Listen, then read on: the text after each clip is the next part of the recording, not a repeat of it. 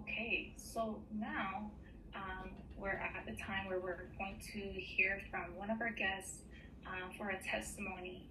And this is someone that is very special to me, my beautiful cousin. I call her Tony, but full name is Fermalin. She is a follower of Christ, a lover of God, also a breast cancer survivor, and she's amazing. And she's a life purpose coach. And today she's going to be sharing her story, her testimony with us. So we're so excited to hear from her, as well as later on in our program, she's also going to share a little bit of a devotional with us. So I will pass it over to you, Tony. Thank you so much, Tiana. I just want to thank you so much for giving me this opportunity to share my story once again. I do believe that this journey that I have been on for the past year, even if you have not gone through cancer, you're going to gain something from this testimony today. So thank you so much for giving me this opportunity again. So in 2023, I didn't want to do my mammogram. I had already canceled and rescheduled 3 times. Then finally, the end of April, feeling guilty, having missed my last 2 appointments, I went in to get it over with. That's what I said to myself. I'm just gonna get it over with. Being 46 at the time, I was tired of being pulled and prodded as they fitted my small little 34 Bs in the mammo machine. For me, mammo was painful and quite annoying, but now I shudder to think, what if I had not gone to this appointment? So I encourage you, if you are over 40, please go and get your mammo, because just one could cause numerous things to happen. So the next day I went in, I got my mammo, and then the following day I checked my chart to check the results. I saw that my scan showed something and they were sending me for a sonogram. The sonogram would be over a month later in June. So I prayed about it and I forgot about it. Less than 1 week after my 47th birthday, I went in for the sonogram and was told they saw 3 tumors, which would need to be biopsied. 2 weeks later, I would get a biopsy of all 3 areas, which was very painful, but I kept praying, but somehow I knew something was wrong. After the biopsy, I felt a lump. For the first time, I actually felt a lump in my breast. I anticipated the call that would happen 7 days later. Exactly 7 days later, as many of us may have experienced, that first phone call for me was no different. It was the morning of the 22nd of June. My doctor surprisingly didn't ask if I was sitting down before letting me know that my biopsy came back positive for invasive ductal carcinoma, and that I had breast cancer. She told me someone would be calling me with an appointment to see the surgeon oncologist. And then, just like that, she hung up, and just like that, my life changed. I was left confused, scared, and overwhelmed. I felt like I was accursed and abandoned by God. What did I do wrong? Did I cause this on myself? Cancer? How could I have cancer? For those of you who know me, that's a valid question. My cousin, whom I had placed on hold to take the call, was still waiting on the other side as I clicked back. I told her the news. She was in shock. We both were. We both cried upon hearing the word cancer. I remember that moment, and I realized even in this moment, God did not allow me to face it alone. One of my closest and dearest cousins was there to face it with me. Before hanging up the phone, Natasha would pour into me a prayer that was so powerful, I hung up feeling like I would be okay. God told me in that prayer that He had not abandoned me. That feeling led me to go on Facebook. I went on Facebook to look up cancer support groups. I was led to a page called Chris Beats Cancer. On this page, Chris had a link to a training program which gave you everything that he did to beat stage 3C colon cancer at just 26 years old. My cousin, who was on the phone with me, ended up gifting me this program. In it, Chris shared how a plant-based whole food diet made a huge impact on him beating cancer. I was now being led to change my diet. And I say led because that's literally how I felt. I immediately switched to a plant-based whole food diet, and I'm still on it even to this day. Chris shared different recipes for juicing and items that I should eat that would actually stop cancer from growing in my body. It would starve cancer, was what he said, such as cruciferous vegetables and fresh fruits. He shared how I should cut out sugar and white flour, white pasta, and white bread out of my diet if I was to stop this thing from growing. He also shared how walking daily for at least 30 minutes helps to foster healthy cells to grow in the body. He spoke of connecting with God and building your relationship with Him, as well as cutting out stress and unforgiveness out of your life, and how necessary that is in healing. Now, Chris is not Seventh-day Adventist, but he sure sounds like one. Yes. Yes. These modules, as well as cutting out stress and unforgiveness, was top priority for me because I knew stress was a main factor in my cancer. I was determined to do all that I could to help my body to fight back. I knew I was being brought this knowledge to help me, and I absorbed it willingly. I even purchased a small trampoline to rebound, which Chris said would help to drain the lymphatic system. Now, if you guys don't know about rebounding, I urge you to go look it up and learn for yourself. It is amazing, okay? I would meet with my surgeon oncologist just 5 days later after my diagnosis, June 27. By this time, I had already changed my diet, okay? I was given the option to have a mastectomy or a lumpectomy. My surgeon informed me that due to my boobies being so small that I should not have a lumpectomy because it would actually make me look deformed. So she encouraged me to have a mastectomy. I told her I would think about it.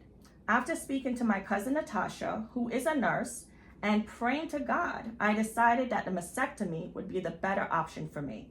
I continued to follow all the protocols from Chris Beats Cancer so as to prepare for my surgery. I was told I had a fast-acting cancer, so everything that I could do to slow its progression was going to be helpful.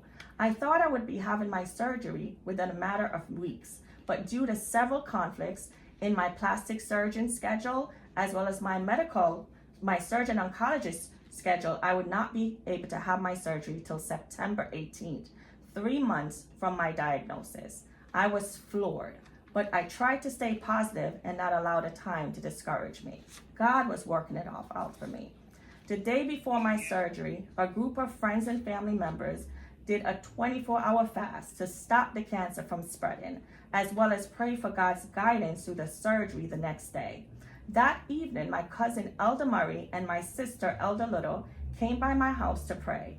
As I held their hands during their prayer, I had a vision of the cancer being dried up from my armpit. I could feel a hot burning sensation as I saw in my mind's eye the cancer moving from my side back up to my arm and back up into my chest. I just knew that God had done something for me. I shared with them the vision as they left. I felt like God was showing me that the cancer was spreading, but that He had stopped it from doing so. I had my mastectomy on the 18th of September. I was told that one lymph node was positive for cancer. They had taken out 6. 1 was positive. I felt like this was confirmation for my vision.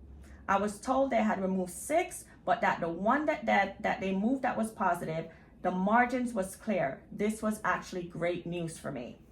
But due to my age and the pathology report, Montefiore, which was where I was going at the time, they wanted me to do 6 months of chemo. This unsettled me. I prayed about whether or not I should do chemo. Like, I prayed without ceasing, okay? And then God answered. He came back with that I should do the chemo. I got up crying that morning after I had the dream because I could not understand why He would say yes. But His thoughts are not my thoughts, and His ways are not my ways.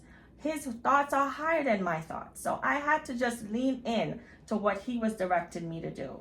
So I went ahead and said, okay, fine. But I was still unsettled with 6 months of chemo.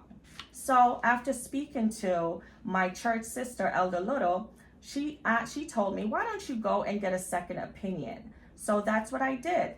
I went to Memorial Sloan Kettering for a second opinion, and I was so thankful that I did.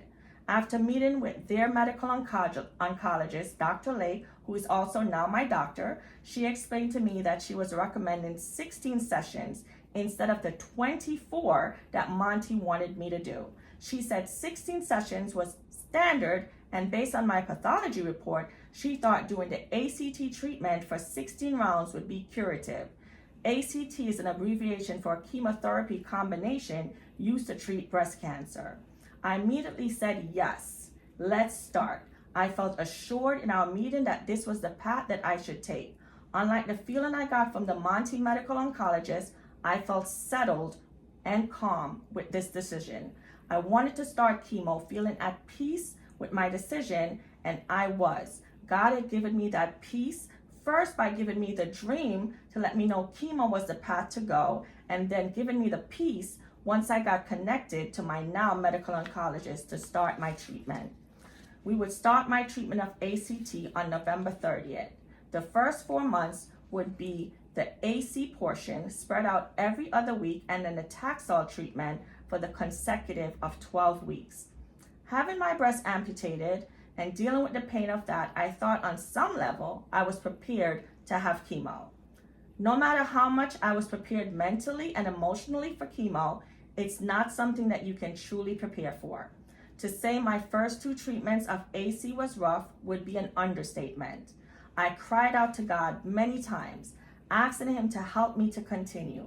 The fatigue and nausea was unlike anything I could have ever imagined. They told me it would be cumulative, so I was asking God to give me the strength to go through this treatment. I could barely work as I did treatment. I felt so weak. I slept, but I never felt rested. My taste buds changed. The one thing I needed to drink more than anything didn't taste like water anymore. And on top of that, I was experiencing bone pain, which if I was to describe what bone pain was, it felt like someone was taking an electric screwdriver and drilling a screw into my joints. I would tell whoever asked me during this period that I felt like I was dying. For me, those first 2 treatments was unbearable. But by the time I received the 3rd treatment, all of my hair had fallen out and my nails was becoming black. But what I noticed after my 3rd dose was I was also improving. I no longer felt like I was dying. And by treatment number 4, my only complaint was being fatigued. So cumulative for me was actually not as they had said it would be. Again, I saw the hands of God. I was not abandoned. As my last treatment of AC was scheduled for January 18th, I found myself crying. I was in the shower. I didn't want my son to hear the tears, so I hid it between the showers. I asked God to help me to go through the next 12 rounds of Taxol, which would be beginning on February 1st. I cried to God, help me, please. Physically, I cannot handle 12 treatments. And on top of that, I was worried.